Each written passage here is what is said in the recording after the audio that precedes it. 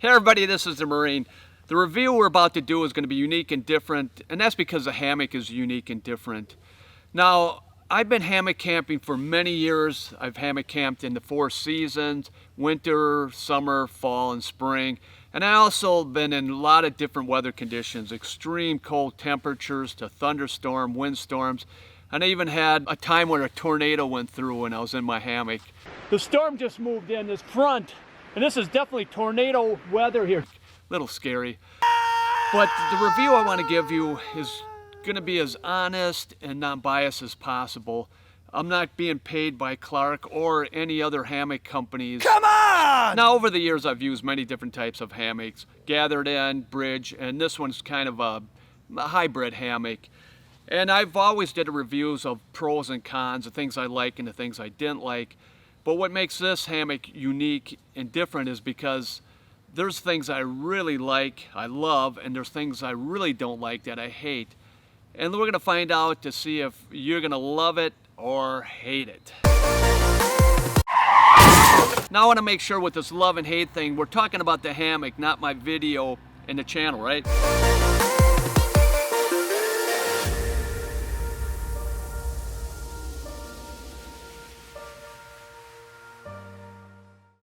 Now first we're going to look at the specs before we look at the pros and cons. It is a 4-season hammock that works well in the different temperatures. It's 9 feet, 274 centimeter in length, 4.5 feet, 128 centimeter in the width. Now the safety or comfort weight limit is 300 pounds, which is 136 kilograms.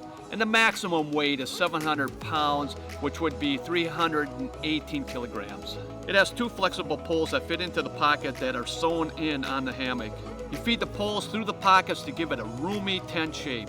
It has a real nice weather shield made out of a ripstop nylon material on top with its own zippers. And that is plural for 2 heavy-duty zippers. When you want to remove it, you zip both zippers all the way back and store it in a built-in pouch to keep it nice and tucked away.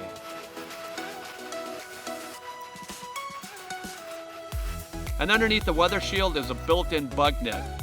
And that also has 2 heavy-duty quality zippers. Like the weather shield, you can set the zippers to either side for entry, or zip both zippers all the way back. That's a lot of zippers. And that also has a pocket next to the weather shield to store. Now you have an open style hammock. And it also has a sewn in web handle on the head end. And it's there so you can grab and pull yourself up to adjust. And there's another one sewn on the foot end to attach your gear. It has 2 small pockets in the interior nearby to store small gear.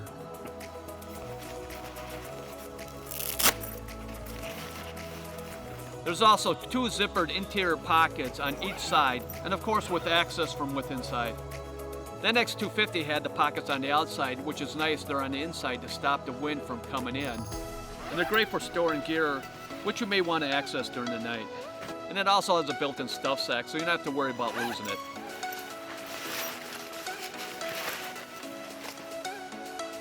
A unique feature with this hammock, it has 6 large pockets underneath the hammock, which is designed to store gear and provide insulation against the cold. Now, Clark Hammock Company claims when you take soft items like clothing and you put underneath close to your body, it'll keep you warm. And the testers said that they got it down to 35 degrees without an underquilt or pad, which is 2 Celsius. And they also claim that stomach sleepers will sleep very well in this hammock, sleep like a baby, they claim. And it also has Velcro that goes around the side of it to accompany underquilt that they call the Z-liner, and we'll talk about that in a little bit. Now to set up this hammock, you'd set it up just like a gathered-in hammock.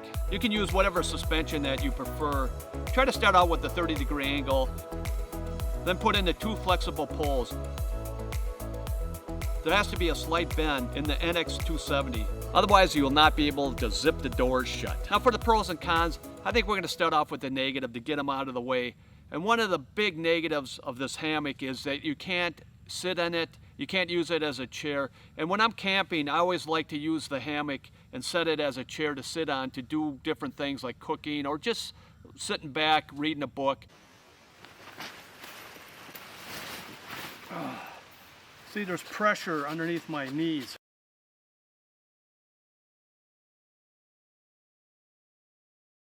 And also, it's not a great hammock to lounge back in. There's times you just want to kick back and take in the view. This hammock is not very good for that. Now, another thing I hate about this hammock is it's very short. It's 9 feet, 274 centimeters. And if this was a gathered end hammock, I would recommend it for a child, not for an adult. But because it's a hybrid hammock and it has those high interior walls, which inhibits you from sitting and lounging in, it does work well for you to get asymmetrical and comfortable in it. But someone that's over 6 feet, I would not recommend this hammock. Now, you can lie in this hammock symmetrical and you can be comfortable for a little while, but you really want to try to get asymmetrical, especially if you're going to sleep overnight. Now, the hammock will twist a little, but that's okay. There won't be any harm to it. Now, for the side sleepers, you can get very comfortable in this hammock. Now, I'm not a stomach sleeper, but it may work for those that are. Now, next thing that can be a negative is the size for packing and the weight of it. But if you're a backpacker that does very short miles, or if you're a car camper, a canoe camper, or in the wintertime you're pulling a poke, this hammock would work very well for that. Now, this is not an ultralight hammock, and for those that like to put on the miles, those ultralight hikers, this I would not recommend for you. Now, another con that is for me and may not be for others, it does not have a ridge line. And I like a ridge line to hang things on. And also during the wintertime, I like to hang on to that ridge line when I get up to go to the bathroom in the middle of the night and the ground is slippery, and I just don't want to take a spill. And I know I will. Now, with the flexible poles, it opens up that hammock, which is really nice. It can also be a con, and trying to put them in through those little pockets can be a pain. When trying to feed them through the opening of the pockets, they always get hung up.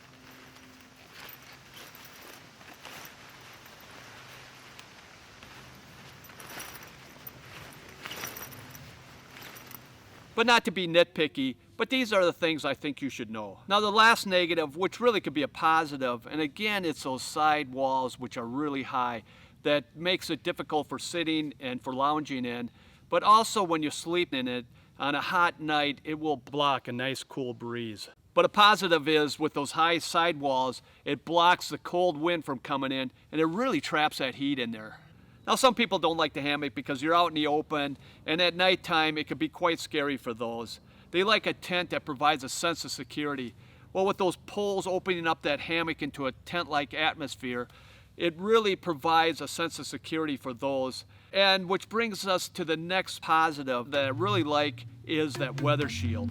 Like I said earlier, you can have this zipped up for full protection from the, or you can open the top end a little, halfway to control the condensation, and you'll still have the bug net still zipped up. Or you can unzip the weather shield, roll it up and stuff it in the pocket on the end like so.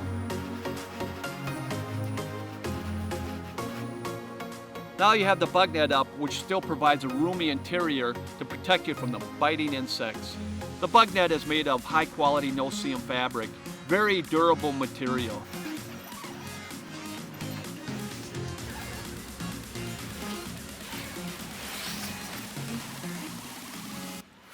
So when the bugs are not biting, you can unzip and roll the bug net up and store it in the pocket next to the weather shield. Now you have an open hammock to enjoy great relaxation with ventilation. Another thing that's very cool and interesting about this hammock is those 6 pockets underneath. If you're creative, there's many options or possibilities that you can use to keep yourself warm.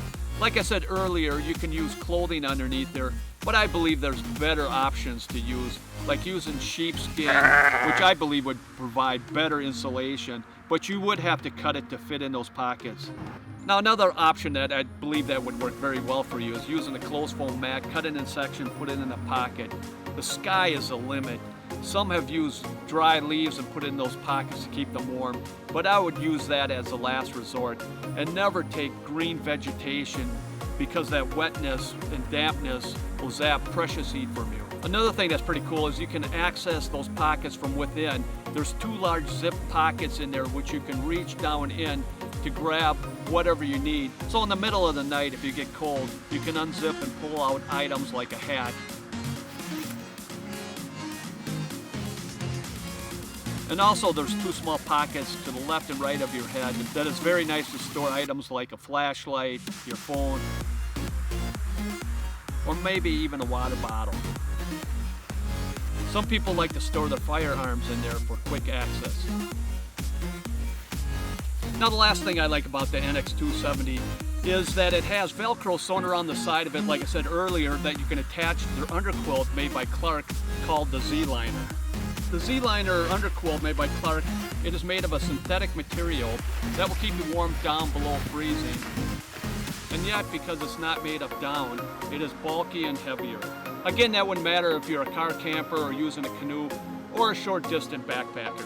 With it being connected with the Velcro on the sides, there'll never be gaps no matter how much you move around in your hammock. Now because of this hammock and the Z-Line underquilt, this is a setup that I'll use in extreme cold temperatures. After setting up the hammock and the Z-Liner underquilt, what I would do in those cold temperatures, put on a 0 degree 3/4 length underquilt underneath the Z-Liner. And inside, I would use a 0 degree top quilt and put that inside a 25 degree sleeping bag. With this setup, I was able to sleep comfortably at 35 below zero, which is negative 37 Celsius. Believe it or not, I was really warm in that setup. I had to open up the sleeping bag to let the cold air get in there to cool down because I was starting to sweat. And you don't want to sweat in those extreme cold temperatures. And I'm hoping someday to even try to set up in lower temperatures. Now the last thing I like to mention is it is an expensive hammock. It's right around $369. But it is really well made and you get what you pay for. Awesome! I hope you found this video to be helpful and insightful. And if you have any questions, please write them down below. I'd love to hear from you. This is the Marine. Thank you for watching and God bless. Goodbye.